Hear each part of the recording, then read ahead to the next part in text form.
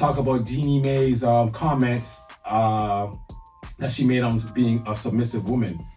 I think to summarize her comments, she pretty much stated that her relinquishing herself being submissive, and I don't know if you have the quote, if you want to read the quote, the exact quote that I don't have the exact quote to what she said. I know she kind of alluded to, she's a boss in her own right. Mm-hmm. She has her own businesses. She runs her finances. She can run her own finances. Mm-hmm.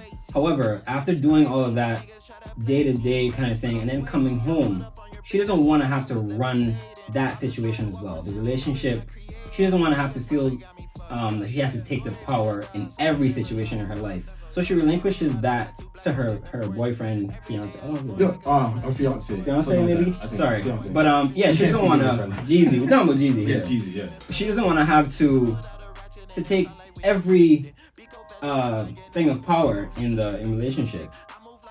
And I think that and her saying that, instead of relinquishing, and it's not her forcibly relinquishing that power. Oh yeah, you know what I'm saying? She says she's willingly relinquishing it. I know one thing she did say, and that's was, the key. Her being submissive does not mean that she's lower than her counterpart, mm-hmm. which is 100% true. I don't think that women are lower in relationships in terms of the dynamic. She's just saying that I don't know how women think, but I'd like to think a woman would not want to come into a relationship where she has to be who wants the to be dominant person in a relationship. Like, my thing that's is, not the dynamic as it runs anyway. Not even dominant, bro. It's like, who wants to be in charge of everything in the relationship? Think about that. Think about what you're saying. Think about what you're embodying. Who wants that pressure? And if you do, it's so important to have, especially in relationships, to have a give and take situation with your partner in terms of finances. Let's talk about finances. Let's say, for example, a lot of women in this day and age, like men, I would say they're more of the breadwinners still, in a sense. Mm-hmm. But however, women do have a better way with finances. So even though I, as a man, might be making all the money, they might have a better way of how to use it and how to purpose the money, which is fine. I don't mind that. So that's what I'm saying. Like, you don't have to be in control of every situation. You give and you take certain things. And it's not even control. It's more like, I want you to take leadership in this role. Not saying that she states this too, not saying that my input isn't important. Right, yep. But you take my input and then I trust you enough with that input to make a leadership decision for the both of us. Yep. You know? That makes sense. And I think it takes a very mature person and a very trusting person and a very healthy dynamic between the two people. Yeah, because what are you in a relationship if you don't trust that person? Exactly. And there's no point. There's no point of it. And I think that's where a lot of like the confusion and the anger stems from, is because I can already tell that people who are very confused by this comment probably never been in a trusting relationship to begin with. So this is why I call them the feminazis are going crazy. Oh, how can she say this? This is empowering. This is moving the feminist movement back like 100 spaces. No. No one is trying to take anything away from what you guys have accomplished in terms of moving up in the world in general. But in terms of a relationship, what people don't understand is that there is, like you say, a give or take. There is things that you have to cooperate equally with, right? And there are things that, you know, naturally somebody is going to be better at it than the other person. That's between the two people to decide, whatever it may be. Some people hate to hear this. They think that we either have to be on the same level in everything, or they're better than you, or they can't take that.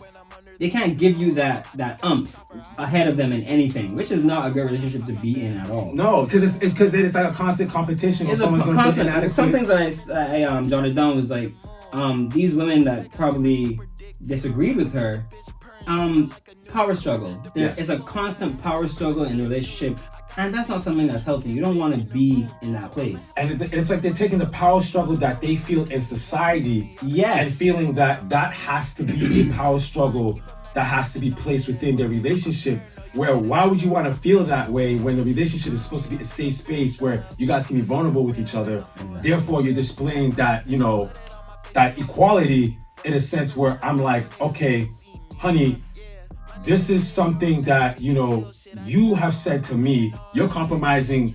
Well, I'm willing to compromise on this point, not because like, my ego is gonna get in the way, or like I think that I know better. I'm willing to consider what you're saying and just be on the same footing with you, because if that makes you happy, or if that's gonna allow us to flourish in this direction, right? Or it's gonna allow you to flourish in that direction, then guess what that does? That benefits me.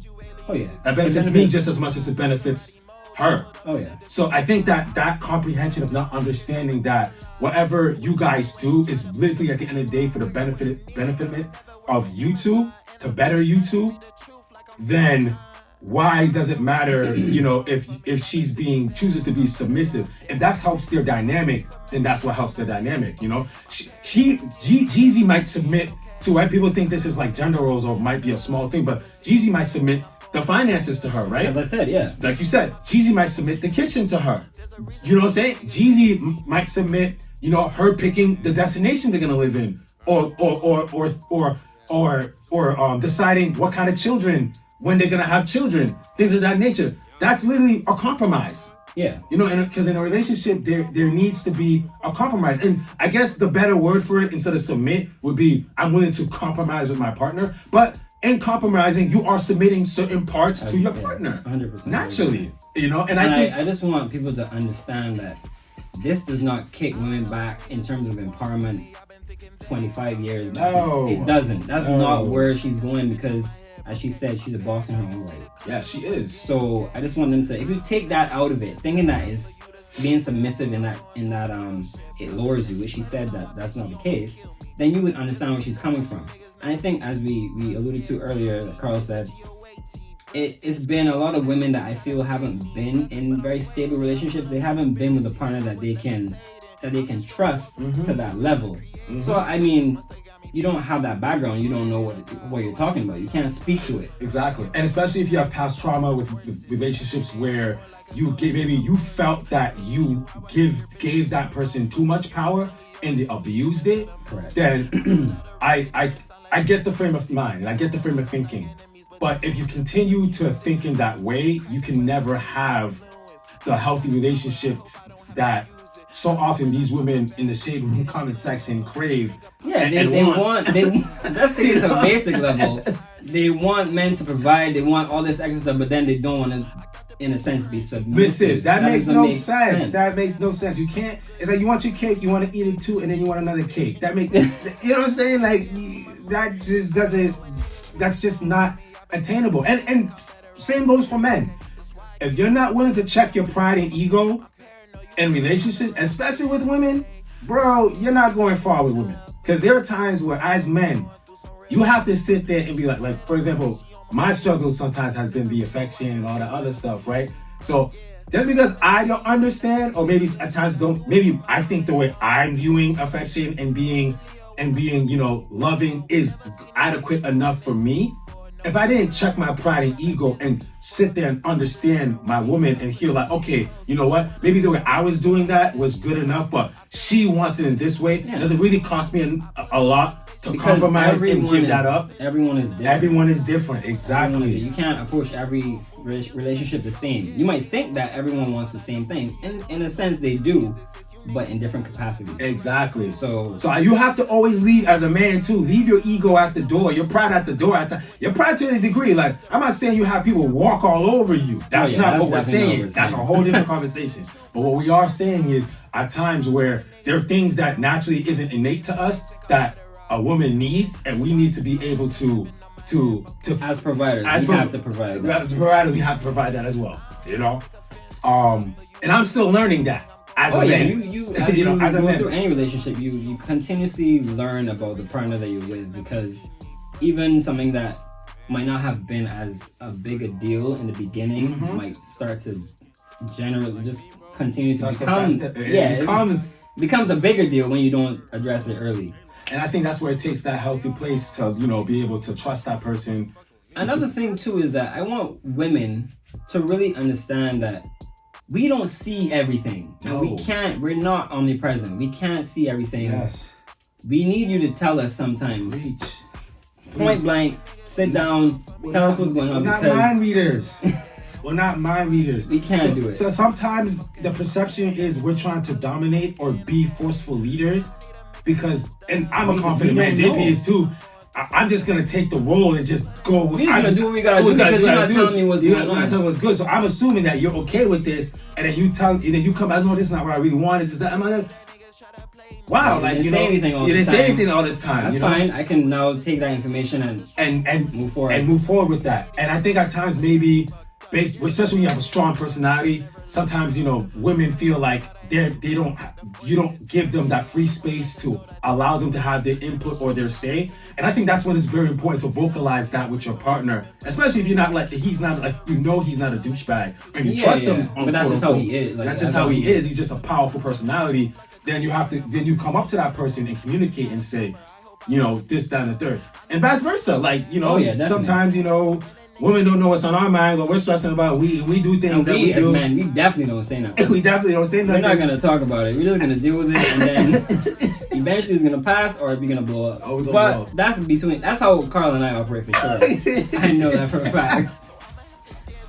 I fester. Like, I let stuff. I let it build up. I feel like that's a pretty. That's like how my dad was like. My dad's the same way too. I told Carl this story. Like, he would see a plate in the sink, for example. Like Monday, he would not say anything about that plate on Monday. Yep.